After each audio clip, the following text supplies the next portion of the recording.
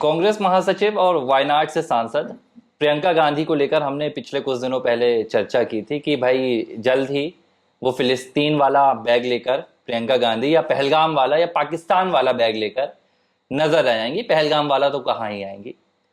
करीब हमने एक हफ्ते पहले चर्चा की थी और अब प्रियंका गांधी ने वो सिगुफा छोड़ दिया। एक महीना पूरा आप देखिए कि 22 तारीख से लेके जो पहलगाम की घटना हुई थी उसके बाद भारत की सैन्य कार्रवाई, पाकिस्तान के तमाम हथकंडे, भारत के तमाम राजनेता डेलीगेशन में जाकर दुनिया भर में पाक को एक्सपोज कर रहे हैं। प्रियंका गांधी की मौजूदगी कहीं नहीं थी। सोशल मीडिया खाली पड़ा था, सियासत का गलियारा बिल्कुल सूना पड़ा था। प्रियंका थी कहां इसकी भी जानकारी नहीं थी। लेकिन जब इसराइल ने ईरान पर हमले शुरू कर दिए तो प्रियंका गांधी गाजा का एक डेटा लेकर आ गई और क्या कहने लगी कि भाई गाजा में करीब 60,000 लोग इजरायली हमले में मारे गए हैं, जिसमें महिलाएं हैं, बुजुर्ग हैं। ठीक है। और उन्होंने ये कहा कि यूएन में जब भारत को वोट देना था तो भारत इस वोटिंग से पीछे हट गया। अब भारत ने क्यों वोट नहीं दिया ये निशिकांत दुबे ने बता दिया। उन्होंने इतिहास याद दिलाया कि भाई आप प्रियंका गांधी जाइए इतिहास पढ़िए कि इजराइल को मान्यता जिसने सबसे पहले दी थी वो कांग्रेस की ही सरकार थी। 1950 में जवाहरलाल नेहरू के कार्यकाल के दौरान पहला ऑफिस दिल्ली में खुला और 92 में फिर जो इजरायली राजदूत था वो दिल्ली में खुला। एक बात तो ये उन्होंने याद दिला दी। दूसरी बात उन्होंने ये याद दिलाई कि भाई आप देखिए कि भारत ने जब भी इजराइल के मसले पर वोट किया है तो इजराइल के पक्ष में किया है, या तो भारत ने वोट नहीं किया। उसी परंपरा को भारत अभी भी निभा रहा है। सवाल ये नहीं है, ये अंतर्राष्ट्रीय मसले हैं, इस पर भी खूब चर्चा होती रहती। सवाल ये है कि अचानक गाजा के लिए प्रियंका गांधी गरजने लगी, पहलगाम के लिए चुप्पी थी, पाकिस्तान के खिलाफ चुप्पी थी, पुंछ में हमारे नागरिक मारे गए, प्रियंका गांधी के मुंह से जू नहीं रहेंगी, प्रियंका गांधी के कानों में जू नहीं रहेंगी, मुंह नहीं खुला। पाकिस्तान ने क्या क्या किया, प्रियंका गांधी ने कुछ नहीं कहा। महिला हूं, लड़की हूं, लड़ सकती हूं नारा देने वाली प्रियंका गांधी जनक हैं।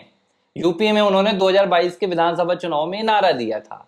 लेकिन इस महिलाओं की अस्मिता के लिए जब ऑपरेशन सिंदूर भारतीय सेना ने चलाया, प्रियंका गांधी खामोश रहीं। उनकी आप सोशल मीडिया जाइए, आज जो प्रियंका गांधी भारत को कह रही हैं कि भारत को शर्म आनी चाहिए कि भारत ने गाजा के लिए वोट नहीं किया। मैं प्रियंका गांधी से पूछूंगा कि भाई प्रियंका गांधी आपने ऑपरेशन सिंदूर के लिए 2 शब्द नहीं लिखे, शर्म तो आपको आनी चाहिए। देखो, होता क्या है कि अब ये गांधी परिवार जो है जहाँ से ताल्लुक़ रखता है, इसमें कोई दो राय नहीं कि जवाहरलाल नेहरू, उसके बाद इंदिरा गांधी, उसके बाद राजीव गांधी, उसके बाद अगर फुल फ्लैश माना जाए तो मनमोहन सिंह, ये पूरे जो प्रधानमंत्री को जिनका संचालन जो करते थे, या तो सहभागिता थी या फिर संचालन गांधी परिवार के ही हाथ था। इस बात को आप मान लीजिए। प्रियंका गांधी और राहुल गांधी, ये मानिए कि जब दादी उनकी प्रधानमंत्री रही होंगी उस वक्त, और उसके बाद उनके जब पिता प्रधानमंत्री रहे होंगे उस वक्त, इतनी समझ तो रही होगी कि वो समझते होंगे कि भाई हमारी जो दादी हैं प्रधानमंत्री हैं, हमारे जो पिता हैं वो प्रधानमंत्री हैं। इतनी समझ थी। मैं और जितना मैं जानता हूँ कि अब आप 84 और उसके बाद 92 और ये तमाम चीज़ें आप डेट मिलाएंगे तो मैं बोलता हूँ इतनी समझ थी। मतलब ना समझ नहीं थे, नाबालिग तो थे लेकिन कुछ तक वयस्क भी हुए। तो इनके निवास पे तमाम प्रधानमंत्रियों का, तमाम राष्ट्रदूतों का आगमन होता रहा होगा। तो राजनीतिक समझ और साथ में इंटरनेशनल जो मसले होते उनकी समझ थोड़ी बहुत तो विकसित हुई होगी कि हमारे परिवार के साथ किसका संबंध, हमारे परिवार का मतलब क्या होता है। प्रधानमंत्री जो होता है वो एक देश का होता है और परिवार जो होता है वो भारत की जनता होती है। तो भारत की जनता का किससे संबंध है? इजराइल से संबंध है, ईरान से संबंध है, फिलिस्तीन से संबंध है, पाकिस्तान संबंध है, किस देश से संबंध क्या है, इतनी सी समझ थी। तो बात यही अपन आते हैं मौके पे, बात ये कर रहे हैं कि अभी पहलगाम की जब घटना हुई तो उसमें इनकी चुप्पी साफ दिख रही थी। एक आध ट्वीट हुआ, उसमें कहीं पर भी ऐसा नहीं लिखा कि ऑपरेशन सिंदूर को अंजाम दिया, कहीं नहीं। बस ये कह दिया कि सेना ने ताकत दिखाई, ये तमाम चीजें बोल दी। लेकिन अब यहाँ पर वो कह रहे हैं कि आप शर्म आनी चाहिए गाजा भारत को। गाजा के साथ खड़े हो जाओ। मतलब ईरान के साथ वहाँ पर जो घटनाएं हो रही हैं वहाँ नहीं, पर ठीक देखिए, ठीक नहीं है। मैं आपको रोकूंगा। एक बात मुझे आप बताइए विवेक भाई, प्रियंका गांधी सांसद कहाँ की हैं? भारत के केरल के वायनाड की हैं या फिलिस्तीन के गाजा की हैं? मुझे बस इतना आप बताइए।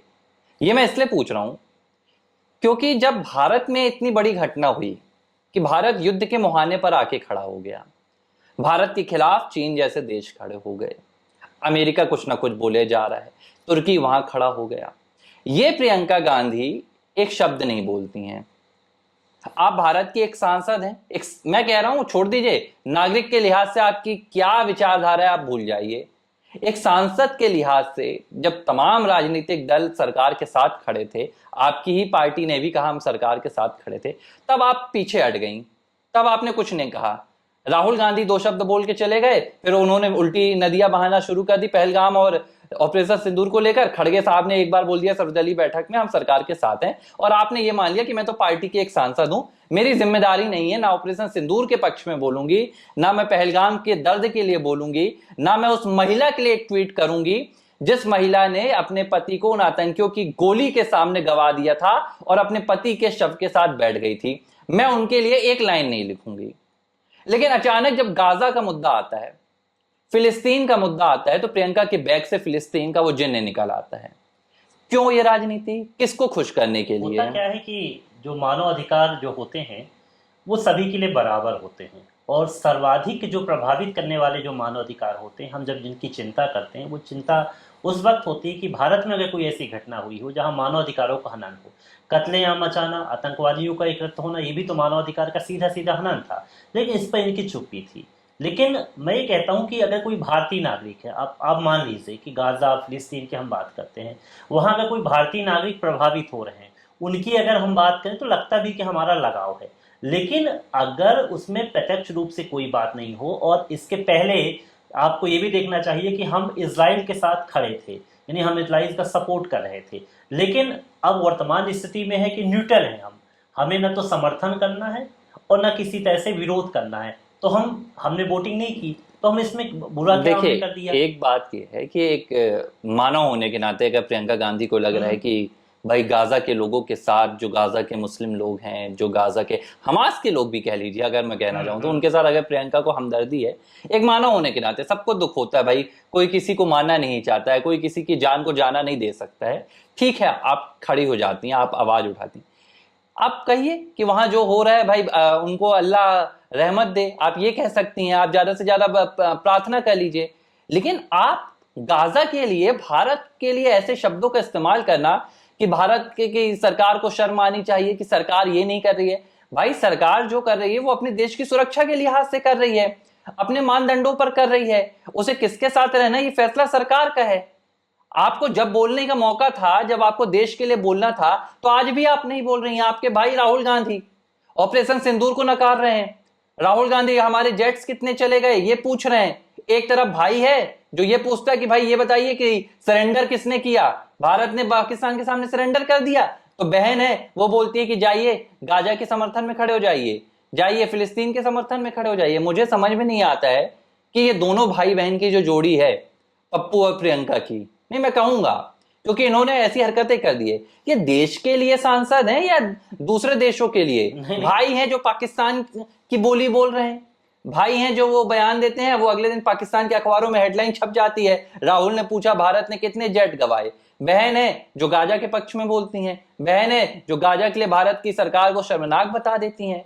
भाई एक बार ये तय कर लें कि इन्होंने जो शपथ ली थी लोकसभा चुनाव जीतने के बाद, वो भारत के संविधान के लिए थी। राहुल गांधी, प्रियंका गांधी, मुझे याद है वो लाल कलर की संविधान की किताब लेकर लोकसभा पहुंचे थे। तो भाई आपको कभी एक बार संविधान पढ़ना भी चाहिए। क्या आप भारत के सांसद हैं प्रियंका? लेकिन जब मसला जम्मू कश्मीर का आएगा, जब मसला भारत का आएगा, जब मसला पहलगाम के दर्द का आएगा, जिसने आज जम्मू कश्मीर के सीने में कहीं ना कहीं कांटा बोने का काम किया है, वो जम्मू कश्मीर जो 370 हटने के बाद विधानसभा चुनाव हुए, वहां पर इतिहास में सबसे ज्यादा वोटिंग हुई, पूरा जम्मू कश्मीर बदल गया, पूरी घाटी हमारी फल फूल रही थी, वहां पर टूरिज्म फल रहा था, वहां पर अर्थव्यवस्था मजबूत हो रही थी, ब्रिज बन रहे थे, सब कुछ हो रहा था। वहां पर अचानक क्या हुआ? पाकिस्तान ने वहां पर हमारे टूरिज्म को नष्ट करने के लिए पहलगाम की घटना को अंजाम दिया, टूरिस्ट को निशाना बनाया। प्रियंका कहां थी? प्रियंका कहां थी? हिमाचल प्रदेश में क्या प्रियंका गांधी अपना समय काट रही थी? गर्मियों की छुट्टियां बिता रही थी? नहीं पता। लेकिन गाजा की बात आई तो प्रियंका के तेवर नजर आने लगे, प्रियंका गांधी गरजने लगी हैं। तो ये जो दोहरा रवैया है प्रियंका गांधी का, देखिए मुझे याद आ रहा है कि ये जो तमाम लेफ्ट विंग के जो पॉलिटिकल एनालिस्ट होते थे वो कहते थे कि कांग्रेस पार्टी इसलिए पीछे है क्योंकि प्रियंका गांधी लोकसभा चुनाव नहीं लड़ रही हैं, प्रियंका गांधी को लीडरशिप नहीं दी जा रही है। प्रियंका आ गई तो इंदिरा आ जाएंगी, इंदिरा आ गई तो कांग्रेस लीड कर जाएगी। आज आ गई प्रियंका गांधी, ये है प्रियंका गांधी की लीडरशिप, ये है प्रियंका का नेतृत्व कि प्रियंका देश की बात ही नहीं करती हैं, देश को डुबाने की बात नहीं करती उनके हैं। होंगे ना वोट, वहाँ होंगे ना, वायनाड का सीधा कनेक्शन होगा वहाँ से, गाजा से और फिलिस्तीन से, तो वो समर्थन करती होंगी। उनसे पूछना पड़ेगा, उनको जवाब देना पड़ेगा इस बात का। अब मानसून सत्र भी शुरू होगा तो देखिएगा बैग दिखेगा आपको, इंतजार करिए। मैंने तो आपसे कहा था कि मुझे ये पहलगाम वाला बैग तो कभी नजर नहीं आएगा, लेकिन पाकिस्तान का मुझे कराची का, इस्लामाबाद का, या हो सकता है कैराना हिल्स का बैग नजर आ जाए। तो भाई प्रियंका गांधी, आप थोड़ा सा समझिए इस बात को कि आप सांसद भारत की हैं, आपको पक्ष भारत का रखना है। भारत का पक्ष ना रखें लेकिन कम से कम भारत के खिलाफ तो ना बोलें। ABC हिंदी न्यूज, आज ही जुड़िए हर खबर के साथ।